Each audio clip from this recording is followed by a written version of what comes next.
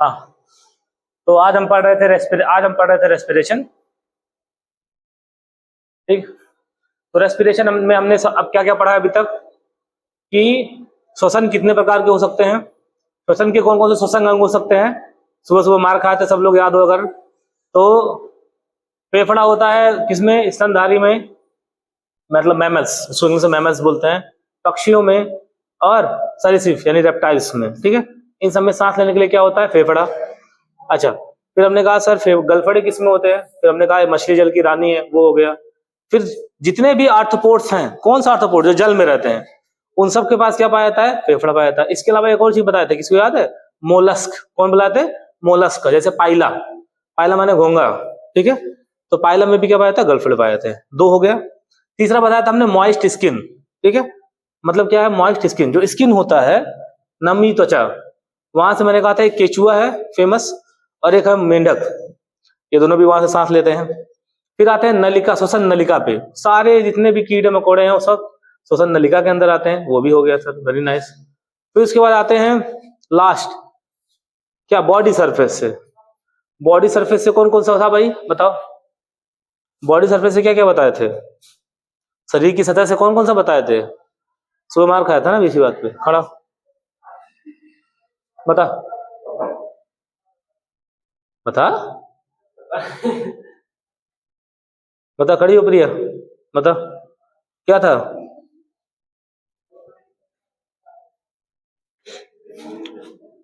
हाँ बोलो बोलो, स्पंज, हाँ वेरी गुड, और सिलेंट्रेटा, वेरी गुड, और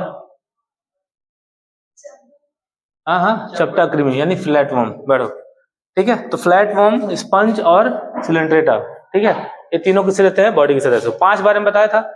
फिर हमने कहा कि अब आते हैं हम ह्यूमन रेस्पिरेटरी सिस्टम के बारे में पढ़ते हैं। तो सबसे पहले हमने बोला था कि कैसे सांस आएगा, जैसे नाक से जाएगा, फिर लैरिंग्स में जाएगा, फिर फेरिंग्स में, ये सब हमने बता दिया था रास्ता। और आज हम पढ़ने वाले हैं ह्यूमन रेस्पिरेटरी सिस्टम, यानी कि मानव श्वसन तंत्र। ठीक है, हम कहाँ तक पहुंचे थे, लैरिंग्स तक।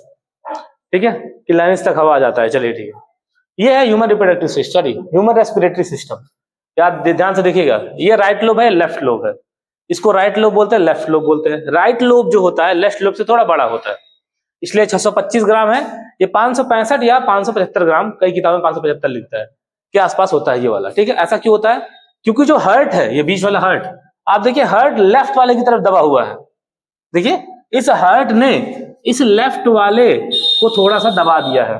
देखिए नोटिस करिए, ये मान लीजिए शरीर है, ये शरीर का जो लेफ्ट वाला हिस्सा है, यहाँ पे हार्ट है, तो उसने दबाया है लेफ्ट वाले लंग्स को, तो लेफ्ट वाला लंग्स हल्का सा दबा है, इसलिए इसका क्या होता है, छोटा होता है। और एक और इंटरेस्टिंग चीज, इसमें 2 ही लोब होते हैं।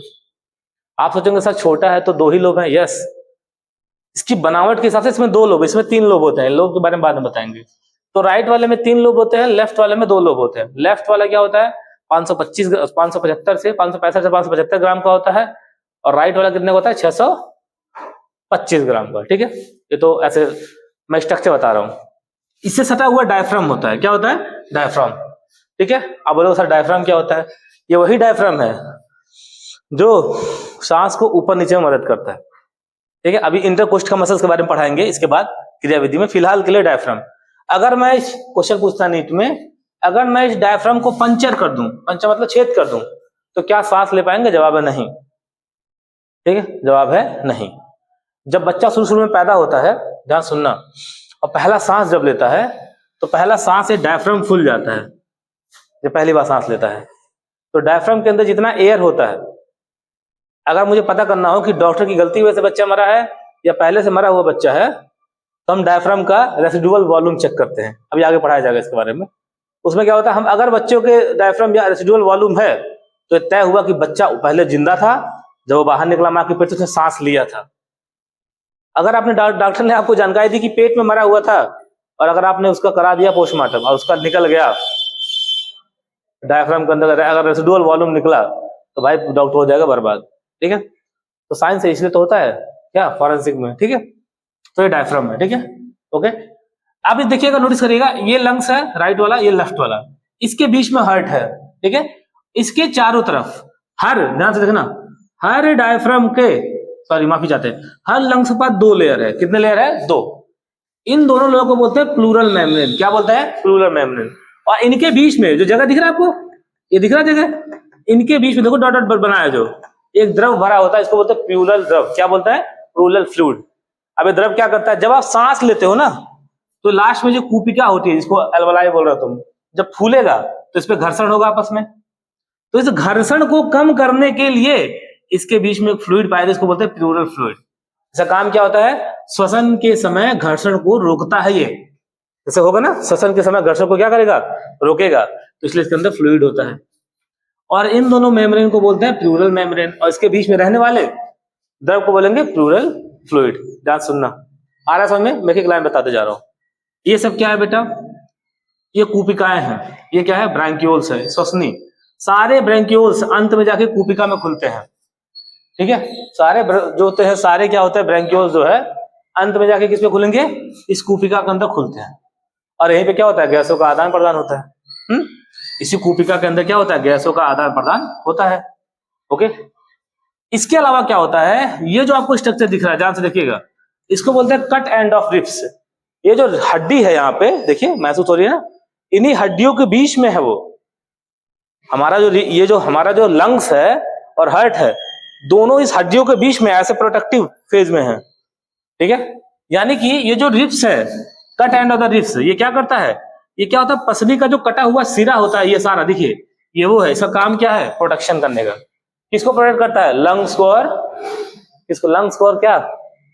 हार्ट को भी। आप सोचिए, आप लंग्स इसके पीछे प्रोटेक्ट है। कभी एक्सीडेंट वगैरह होने पे अगर लंग्स में पंचर हो जाए तो आपका मरना तय है। सांस नहीं ले पाएंगे ना, फुलाने का प्रयास करेंगे, फूलेगा नहीं। तो कितना बहुत मजबूत होता है। अच्छा, मैंने आपको बताया था कि इसकी जो लास्ट वाली रिब्स है, वो रिब्स आज की हीरोइंस उसको निकलवा देती हैं। क्या कर रही हैं? हीरोइन निकलवा दे रही हैं भाई, हीरोइन मतलब सुंदर बनने के लिए। और निकलवाने के बाद क्या होता है? ये वाला जो हिस्सा है ऑटोमेटिक पतला हो जाएगा। जब मेरा जैसे हड्डी निकलवा दूं मैं इस लास्ट वाला, तो हड्डी निकला, हड्डी निकलेगा तो मांस भी उसके साथ निकल जाएगा। अब वो एक शेप में आ जाएगा, लेकिन उससे क्या होगा? उससे घाटा क्या है? नहीं, उससे किडनी के लिए घाटा है। उसके लिए किडनी की सुरक्षा का जो एक कवच है वो टूटेगा। तो किडनी के लिए घाटे कम ज्यादा है। लेकिन भाई ब्यूटी विद ब्रेन होना चाहिए। ब्रेन कहाँ है? ब्यूटी बस है, वो भी आर्टिफिशियल, प्लास्टिक सर्जरी। समझ में आ रहा है? सब आगे मिलेगा आपको। ओके, हाँ, किडनी यहाँ पे है ना, पीछे किडनी आगे नहीं होता, किडनी पीछे होता है। और रिब्स का जो लास्ट वाला हिस्सा सिरा है, वो इनडायरेक्टली प्रोटेक्ट करता है किसको? किडनी को। ठीक है, चलिए, ये मैंने आपको बना दिया। चलिए ठीक है, जब आपने खाना खाया, खाना आया, खाना कुछ जाने के लिए रास्ता था। अब ये एपिग्लॉटिस, ये वाला, ये एपिग्लॉटिस क्या करता है? खाने को ऐसे बंद करके रखता है। बोलेगा कि भोजन को हम किस में नहीं जाने देंगे? श्वास नली में नहीं जाने देंगे। तो जब तक आप सांस ले रहे होते हैं तो ऐसे बंद रहता है, जब खाते हैं तो खुल जाता है, फिर सांस लेते हैं बंद हो जाता है, खाते हैं खुल जाता है। तो कहावत सुना है, खाते समय बात मत करिए। जब आप बोलना चाहेंगे तो फेरिंग्स को वर्क करना पड़ेगा, सॉरी लैरिंग्स को वर्क करना पड़ेगा। बोलने के लिए लैरिंग्स का काम देना पड़ेगा आपको। और जब आप लैरिंग्स बोलेंगे तो एपिग्लॉटिस खुलेगा, ऐसे खुलेगा तो खाना इसके अंदर जाएगा। अंदर जाएगा तो बोलेंगे सुसुरी चढ़ गया, ये हो गया, ब्ला ब्ला ब्ला। ये सब इसी के लिए है, क्योंकि इसने जो दरवाजा बंद कर रखा है कि भोजन को ना जाने दे, लेकिन आप खाना खाते समय बोल रहे हैं तो हो जाता है। ठीक, अब होता क्या है? लैरिंग्स, ये लैरिंग्स है। ये क्या है? वॉइस प्रोड्यूसिंग बॉक्स, इसी से आप बोलते हैं।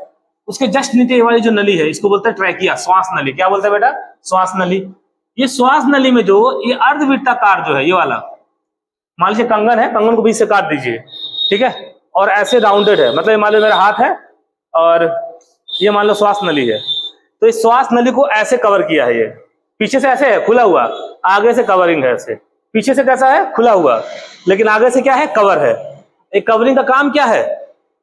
श्वास नली जो है ये पचक ना जाए, क्या ना हो जाए? पचक ना जाए। तो श्वास नली को पचके ना, इसलिए कार्टिलेजनस ऐसे जुड़े हुए थे, लेकिन पीछे से खाली रहता है, ऐसे अर्धवृत्ताकार होता है। ठीक है, कौन सा? ये जो ये रिंग है, इसको बोलते हैं अपूर्ण उपास्तिक। उपास्ति में बल है, अपूर्ण बोला, ठीक है। इंग्लिश में बोलते हैं क्या बेटा इसको? कि incomplete cartilaginous tissue ring, cartilaginous ring, sorry, ऐसे होता है रिंग, वो यहां से खुला रहेगा और इसके बीच में ऐसे है। इसका काम इसको कि इसको पचकने ना दिया जाए, श्वास नली को पचकने ना दिया जाए। अब देखिए, हवा इसके अंदर आएगा, ठीक है, अंदर आने के बाद ये डिवाइड होगा। अब जब यहां से जाना शुरू करेगा हवा इसके अंदर, तो पहले जाएगा ब्रोंक्यूल्स के अंदर।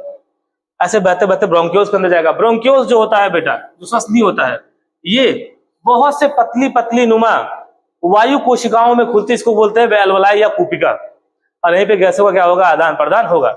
और जब जब गैसों का आदान प्रदान होगा तब तब इन दोनों लेयर के बीच फ्रिक्शन होगा, और इस फ्रिक्शन को कौन रोकेगा, प्लूरल फ्लूइड। ठीक है, तो ये था आपका मानव श्वसन तंत्र। क्या क्या है मानव श्वसन तंत्र में, ये डायग्राम है। इस डायग्राम में ये उसको बोलते हैं ब्रैंकियोल्स, ये जो है, ठीक है, यहाँ से हवा जा रहा है, यहाँ से कनेक्टेड है, यहाँ से फिर आपका निकला है ब्रैंकियोल्स, यहाँ पे निकला है कूपिकाएं। ये पे प्राइमरी ब्रैंकियोल्स होता है, सेकेंडरी ब्रैंकियोल्स होता है, टर्सरी ब्रैंकियोल्स होता है, वो बता नहीं रहे हैं।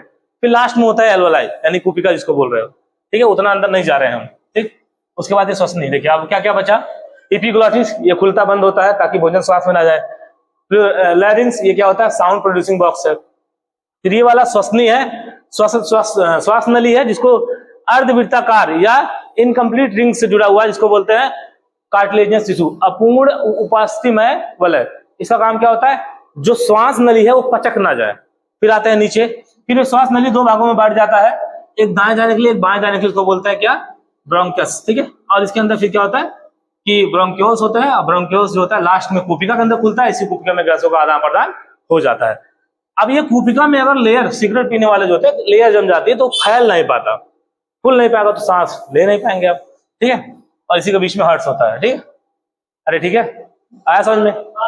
हाँ बोल, क्या सांस, मान ले तुझे आप सांस लेना चाह रहे हैं, लेकिन अगर मान लो आपको सिगरेट वगैरह पीते हैं, तो जो लेयर है कूपिकाओं की और ये जो प्लूरल, ये टाइट हो जाए ना, उसकी जो फ्लेक्सिबिलिटी खो जाए, तो फिर क्या होगा, सांस लेते समय दिक्कत होगा, दर्द होगा, या इनके बीच का फ्लूइड खत्म हो जाए तो सांस लेने में भी दर्द हो सकता है, क्योंकि घर्षण होगा तो भी तो दर्द होगा। समझ में आ गया कि नहीं? तो ये आपका है मानव श्वसन तंत्र। क्या है? मानव श्वसन तंत्र। ठीक है, आपको ये पढ़ना है पूरे तरीके से। इस डायग्राम को सुंदर सा बनाइए। ठीक है, इसमें ऐसा कोई पार्ट नहीं जिसके बारे में बताया नहीं है मैंने आपको। ठीक है, ये राइट लोब है, लेफ्ट लोब है, ये हार्ट है, ये आपका ट्रैकिया है, ये लैरिंक्स है, एपिग्लॉटिस है, ये फिर आगे जाके ब्रोंकियस, ब्रोंकियोल्स में डिवाइड है, ब्रोंकियोल्स लास्ट में कूपिका में खुलता है। ब्रोंकियस 3 तरीके होता है, प्राइमरी, सेकेंडरी, टर्सरी, बाद में पढ़ेंगे। ठीक है, और लास्ट में ही खुलता है। इसको प्लूरल मेम्ब्रेन बोलते हैं। 2 मेम्ब्रेन सोचा, इनके बीच में द्रव होता है, इसको बोलते हैं प्लूरल फ्लूइड। ये श्वसन के समय घर्षण का रोकने का काम करती है। अच्छा, एक और चीज भूल गए, ये जो ट्रैकिया होता है, इसकी लंबाई 10 से 12 सेंटीमीटर होती है। ये जो है आपकी, यहाँ से जो निकल रहा है, यहाँ से यहाँ तक का कितना हो सकता है, 10 से 12 सेंटीमीटर। अंदर से 10 से 12 सेंटीमीटर होता है, सिर्फ 10 से 12 सेंटीमीटर। और इसी 10 से 12 सेंटीमीटर के ऊपर, ध्यान से सुनना, ये जो इनकम्प्लीट रिंग है, इसकी संख्या 16 से 20 होती है। कितनी होती है? 16 से 20। याद रखना, इंपॉर्टेंट लाइन। आपके श्वसन नली की लंबाई 10 से 12 सेंटीमीटर है। उस 10 से 12 सेंटीमीटर पे लगभग 16 से लेके 20 तक क्या होता है, कार्टिलेजिनस रिंग लगे होते हैं, ये वाले। ठीक है, अरे ठीक है, हाँ, तो इसको चलिए बनाइए। ठीक है,